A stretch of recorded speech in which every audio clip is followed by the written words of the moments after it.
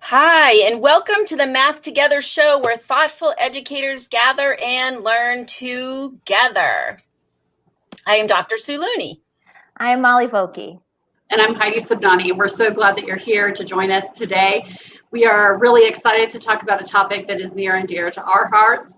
How do we work together to support families and caregivers in education as allies for their students? So if you're here and you're tuning in, if you want to shoot like, or even if you're not watching it live, please go ahead and do that. Say hello. We're glad you're here.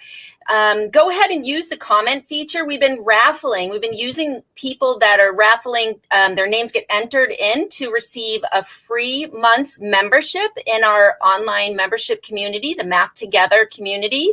Last show, our winner was Nicole Williams. So congratulations to Nicole. Yay! And we'll announce next week's winner at our next week's show. And we have two parts that are happening to our show today. We have a guest, Kim Quinn from Quincy, Massachusetts, who's going to be here to talk about how they have supported their students by communicating with their parents and caregivers. And the next part of our show will be about Math Together solutions on how we can aid in helping families with remote learning. Excellent. So we're so excited to have Kim here with us today. She is coming from Quincy Public Schools, which is a city just south of Boston towards the coast, and serves a large population of students, I think with over 5 different languages that they support within that district. Kim herself has over 25 years of math or of education service that she has provided to students from parochial schools and public schools. She's taught everything from pre-K to 9, everything within in that range. And she's worked since 2000. She became in Quincy, Massachusetts, the 8th grade lead teacher for mathematics, and then ended up as the 5th grade focus teacher.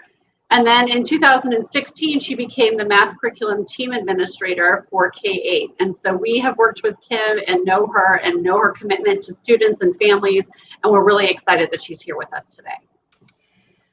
Hi, ladies. That was a great intro. Thank you. You are welcome. We are so thrilled that you're here. Kim is the real deal. Kim, when we talk about being in service of students, that is Kim's motto. So thank you so much for taking the time today. And you've really risen to some challenging circumstances in the world that we're living in. And so people are really going to benefit from hearing your experience.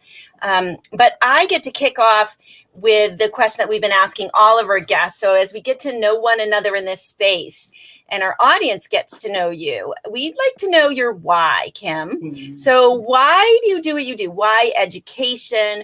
Why specifically mathematics, and sort of all your journey that led you to where you are today? Oh, I love this question, because honestly, some days I wonder, like, how on earth did I get where I am today? And then other times it makes so much sense. So I'd have to say that, I'm one of those annoying people that always knew I wanted to be in education. I always wanted to be a teacher. And, that part of that stems from the fact that my mom was a high school teacher in Quincy, and as well as a professor at Northeastern. So not only that teaching, experience and seeing what she did every day, but also that strong math background. Honestly, I think in our household, math was more important than even reading. She would probably disagree if you asked her, but truly, like, math was where it was at. And, we just grew up with all things math, and we were a large extended family, and we played cards. And, by 8 years old, I, was learning how to play cribbage and make 15s and get to 31 because they might need an extra person and you needed to slide into that seat. So I was always strong in math. But I have to say, I really resisted being a math teacher. I wanted nothing to do with being a math teacher. I was going to teach little kids. I wanted kindergarten, first grade. I obviously knew I'd be teaching math within that. But that stigma that we're still up against, with people kind of looking at you when they find out you're a math teacher and kind of look like, oh, like, you're like, nobody died. Like, I just teach math instead of another subject. Really kept me away from it. So when I started out, when I finally got my first classroom, I worked in a parochial school. Now I was a preschool teacher, and I absolutely loved it. But I was newly married and was making, $18,000 a year, and we wanted to buy a house. And I knew, like, I couldn't stay there forever as much as I wanted to. The community, everything, I loved it. And I started, putting my application out. And this was in the 90s, where there were very few jobs, and I was getting very few interviews. And the few times I did, they kind of looked at me and said, well, we know you could do preschool, but could you teach a first grader to read? I didn't have that experience. So I was a little discouraged, but happy with where I was. And I walked into my parochial school to get ready in August. And my principal was just so upset because the math teacher had quit. And it was 3 weeks now, and she didn't have one resume that had come in for this position. And she kiddingly looked at me and said, but I have over a dozen for your position. And I just looked at her, and it was like that light bulb went on. And I said, I could teach math. And I talked about how I had thought about doing a math, dual major with math. And I had taken, up to Calc 3. And, I would have to review Algebra 1. But I was pretty sure I could do it, but I'm not certified. Again, it was a parochial school, and it was the 90s. She was like, not a big deal. So I literally walked in that day as a preschool teacher, walked out as the math teacher that day, where I was, what I ultimately did was taught 5th, 6th, 7th grade math, 8th grade algebra, and 2 religion classes every day. So I had to prep for 6 classes. And I loved every minute of it. Like, that was when I just loved it. I loved every group of kids that was in front of me. I loved teaching the algebra. I loved seeing the progression from 5th grade all the way up to 8th grade, and knowing, at the time, thinking I was going to see these kids through. And then that experience led me to have that experience to get eventually hired in Quincy, where I was the 8th grade math focused teacher, and then had the experience of going to the high school, and then ultimately when a position opened up in elementary, which was my love, ending up in 5th grade. Yeah. And if you had asked me 10 years ago if I would be any place other than the classroom, I would have told you were crazy. Right. But I had one of those moments again where this new position came up. We hadn't had this position in Quincy before. And I read what, the synopsis of it and what it was requiring. And it really touched on the other things about education I loved, which was sharing ideas and learning from other teachers and being able to co-teach and go in and demo lessons for people and all of that. And it truly was the only job that would have gotten me out of the classroom. And so I was very fortunate, and luckily, because I've had so much experience with preschool all the way up to 9th grade, could go into the interview and say, I feel pretty confident that I could do this. So it's been a crazy journey, but it's I love it. I'm excited to be in the position I'm in now. Yeah. And what's been interesting, thank you for that story, Kim. I feel like everyone we talk to starts with, I really wasn't going to do this. So let me just explain why. So true. We're going to move forward into our questions so that we can really learn from your experience in this moment. But from preschool teacher to, to where you are now leading the district at the K-7 level in with math education, K-8. So I think we're going to jump into your experiences around caregivers. Yeah. So Kim, maybe you can tell us a little bit about how things went in Quincy when the pandemic stopped everything and school became remote, and how that helped you all kind of form your summer program, and how did you communicate with the parents and caregivers of Quincy for your summer program? Okay. It certainly has evolved. I mean, when I think back to when we left in March and what it is today, it's just been a huge growth, a huge experience for us. I mean, when we left, we thought we were going to be out for 2 weeks. Every teacher thought that they would be back in 2 weeks. So in terms of communicating with the parents, we really left a lot of that up to the superintendent and then the principals in terms of what was happening week to week, day to day, as just things started to unfold. And in the beginning, it was 2 weeks of the curriculum team really sending out packets, doing things online that the kids could do at home. And then as we realized that this wasn't, ending anytime soon, more went on the teachers. So then the teachers were reaching out to their individual students, to their individual parents to let them know how things were changing. And you know, everything was so new to everybody. We were all trying to learn how to do everything. I mean, we had kindergarten and first grade teachers that, you know, knew nothing about Google Classroom prior to all this. And we're going online and watching videos and figuring it all out, and then figuring out how to teach their kids and their kids' parents. So like the growth has been amazing, and the teachers, you know, and everyone in the district has really, you know, came forward and just did whatever needed to be done. So when we finished out the school year and we knew we wanted to do a summer program, we knew we needed to do it differently. We knew that it needed to be synchronous. We knew that we needed that face-to-face time. We couldn't just keep pushing out stuff, which again, we had dabbled by the end of all of this, the end of the school year, and Google Meets and all that, but nothing was really firm in terms of what that looks like. So as we headed into the summer, we knew we needed to service our special ed students. So those were absolutely right away. Those were all those students in sub-separate and everything we reached out to. And we let them know that there was going to be a program for them. And in the beginning, it was supposed to be remote, like that, because that's what everyone was doing. There was no even inkling when we were first planning this that we could do an in-person situation.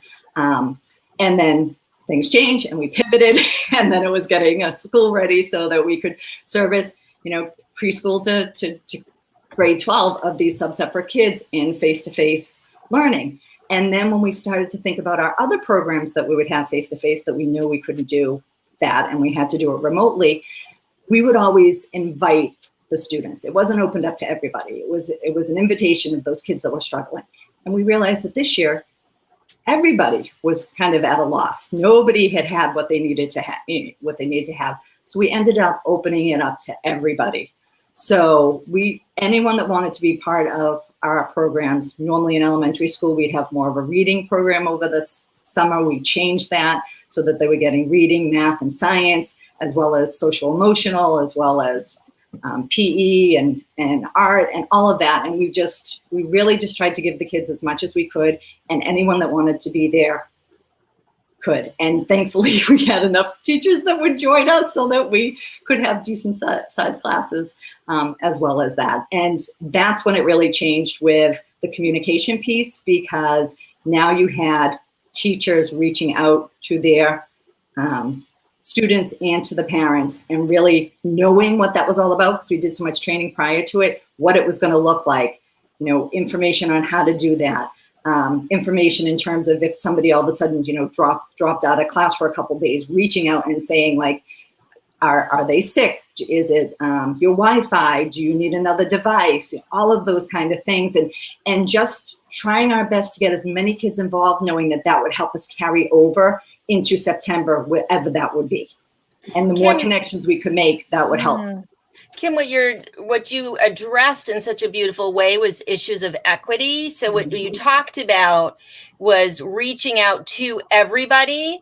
And when people didn't participate, that you teachers communicated to pull them in. And I know we're talking about summer, but you knew this was going to inform and help going into the school year. So it's a really nice example of using your equity lens of inclusivity for everybody, which benefits everybody. I mean, it's just so important. You know, we're not leaving anybody out of that equation. So what are the lessons from this summer then that other than what we're talking about right here, that take you into this school year?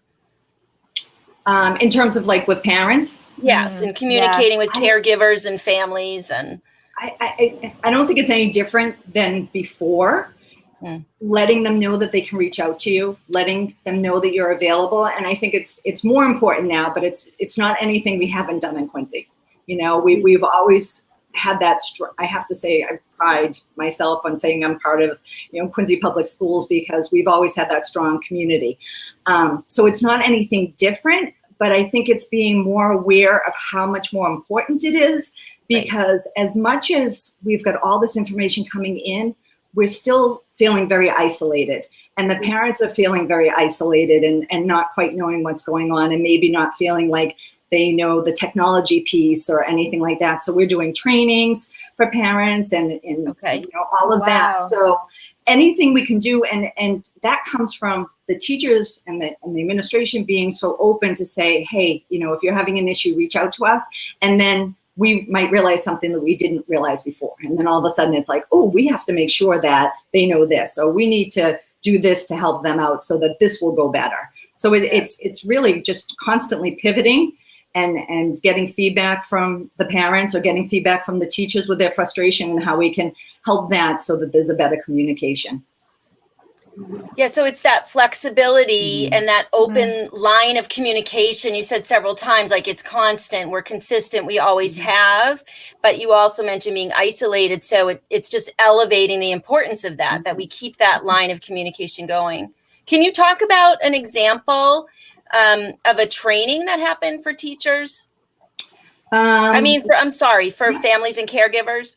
Well, those trainings are actually coming up in terms of, I don't know if any of them have actually happened yet, but just in terms of knowing the technology, Google Classroom, all of those kind of things. We sent out a survey to ask the parents what they needed, what they felt like they needed to be successful, given the fact that, all these possibilities of what September has brought, may bring to us. So, with that, we have some trainings coming up. So as far as I know, I don't think we've had any of the trainings yet, but they will be, kind of all things, Google Classroom and synchronous learning and, using a Chromebook and sometimes just like emails and how to set up email accounts and make sure you're checking your emails and all of that. So basically whatever's been, highlighted as a need for the students.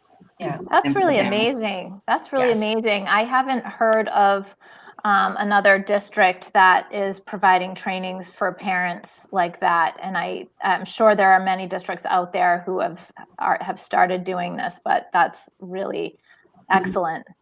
Well, and in particular, when we know what we know about the city of Quincy, the size of the student body and the number of languages that are being spoken, and so the outreach is significant. We're talking, I don't know if you know how many students, if you had to put a number on that, but how many do graduate a year, do you think? Is it like 600 kids? Oh goodness, I would say at least between the two high schools, yeah. 2 high schools, right? Two high schools, 5 middle schools, and how many elementary? 11 schools. Yeah. Yep. And an early childhood center. There's that too. Can never leave that out. Go ahead, Heidi. Oh, no, I think the thing that one of the reasons that I had loved being there years ago was the fact that you could hear so many different languages at the same time in the same place, and all of them were honored, and you could hear kids speaking to each other in different languages and then translating to English and then vice versa. And it was just that idea of providing a resource for students where they could, have that amongst each other and with the larger community. We often think that we're doing well if we're translating into one other language in order to reach out to parents or to community members. And in, a lot of places in the country, it's not just one other language. And so making sure that we're providing those resources to families and communities in the ways that are best supportive of them, I think is really important. Right. Awesome. Kim, thank you so much for sharing that with us. Thank you for having me. I feel like my experience in Quincy has taught me so much, and I value being there. So it's really nice to have you here with us today. And everybody should know that Kim is a member of the Math Together community. So she was really gracious in accepting our invitation to come on the show. So we're really pleased to have you here. Well, I have to say I've learned just as much from all of you because I've worked with all of you very closely at one time or another over the years and been very fortunate for that. And, it's made me a better teacher. That's, we talk about that math together and that's what it's all about. You can't do it alone. No. Yeah, she still calls herself a teacher, even though she's an administrator. I love it. I love it. All right, Kim, thank you so much. Thank you. All right, so we're going to stay on and do part 2 of the show. Thanks, Kim. Thank you, Kim. Hey, before we move on, I wanted to say hi to Garrett because Garrett's back. He's from Indiana. Hi, Garrett. Hi, Garrett. Hello. So as we transition to the second part of our show, we are going to highlight a couple of things. This whole show today is about how we can reach out to parents and caregivers as allies. Now, more than ever, we are in it together, whether we like it or not, and we are reliant on each other. So we want to get into some tips and a lifeline from the Math Together community that we're going to highlight as we go forward into this next session. So Molly is going to talk about first the Math Together at Home community. Right. So we have a new branch to Math Together, and we're calling it Math Together at Home. And through conversations that we've been having either online or in our personal lives with parents and teachers, we've discovered that there's a need right now for parents to get support at home, or caregivers to get support at home. More people than ever are choosing to homeschool or are choosing to do pods, or what are the other things that they're calling these things? I don't know. There's lots of terms out there, but people are going to be supporting kids in ways that they've never had to support their students. So we wanted to be a lifeline for those people, and in hopes that we could support, we could provide resources, and a place where caregivers can ask questions. Math doesn't look like it used to when most people with children were in school, and we recognize that and we understand that, and that is the job that we do all the time. So we've put together a place for parents to get that support, and we're calling it Math Together at Home. And I think another part of the why was to help educators too, so that it could be one place to send families and caregivers that are wondering and could use support. It's a place for an educator to say, you can go here and ask your questions. I'm going to talk to you a little bit about the what is Math Together at Home. So like we've said, Math Together at Home is another branch of the Math Together learning community. And so it's a membership site that people can join and get ongoing support. And so it is a community of caregivers, parents, families, anyone that is working with a child at home to learn mathematics. And what we have 2 times a month, we have support group meetings where you can come to those meetings, and those will be held live and you can ask questions. We're going to provide a roadmap of topics. And so it is a community for K-5. It is elementary educators, and we'll look at what are the topics you might be teaching each month. There's a few other components, Heidi, if you want to jump in too. Yeah, and so one of the things that I think is critical is that we have an environment where we're not exactly sure what it's going to look like. So you might have that your kids are in school remote, and maybe you want some additional content for them, or maybe you are looking for just, I'm not exactly sure what this means. I received this work from my child's teacher, and I'm not sure how to help my child with that. And your teacher, teachers have so many kids that they are supporting. We want to reach out and be that lifeline. So it is that idea of, okay, come and ask your questions, and we will help you unpack what that mathematics is and why your child's teacher is assigning it in that way and or teaching it in that way. So I think there's sometimes a disconnect between the math that happens at school and the kind of math that we used to have when we were growing up ourselves. And sometimes, I think James Tant mentions that what looks familiar, we might consider that to be understanding. So I know how to do this math, so I might just teach my kid that in that way. But it doesn't mean that they're understanding.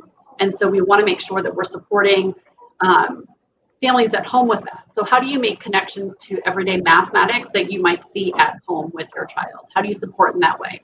What are ways that we can connect art and mathematics, or music and mathematics, or literature and mathematics, so that we're providing those additional resources to help your students make sense of and have a joyful experience in math. It's really critical to us that math become an exciting and fun experience for students, and it's at times can be a challenge to provide that at home. And so we want to make sure that we are that resource for you as we go forward.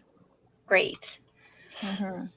So if you're wanting to learn more about this, if you go to the looneymath.com website, Up at the top, you will see a link where you can click on Math Together at Home, and that will take you to that site where you can see and hear more specifics about what it is you can expect out of that support, what that will look like. There's another, for teachers who may be listening now, there's the Math Together community that's providing support for educators. So we have the support for educators and then the support for those of you at home.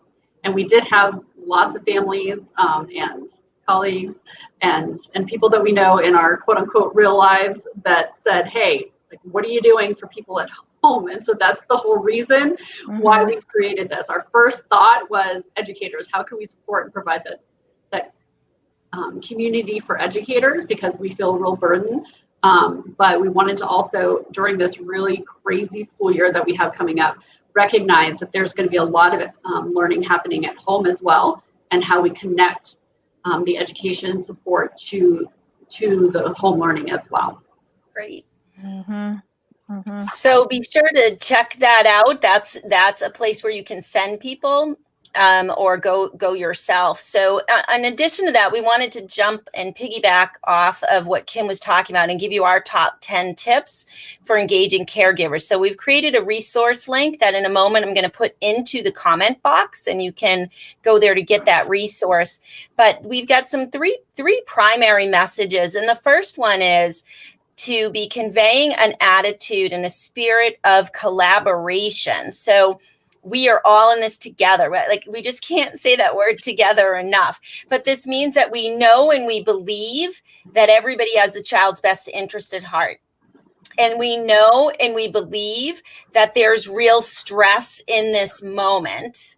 And then we know and we believe that we are better when we do this together. So the first tip that we have is around mindset. And I think, unfortunately, there's been times in education where we're not feeling that we're on the same side of the fence. And I would say that the political climate at the moment also wants to put us on other sides of the fence, like educators and families, you know what I mean? But like, no, we are all on the same team, which is about educating children so that they experience joyful and powerful mathematics. And so that's the very first thing. And so again, we're listing those in that handout. I'm going to go ahead and put that link in the box. So that's the first line. And we're going to move on to our second thoughts around that. So how we communicate. So when we consider best modes of communication, we want to keep things simple. So if you are in an elementary environment, we want to think about one email for the week coming home with sort of a snapshot or an overview of what to expect. I have 2 kids at home, and Molly has 3.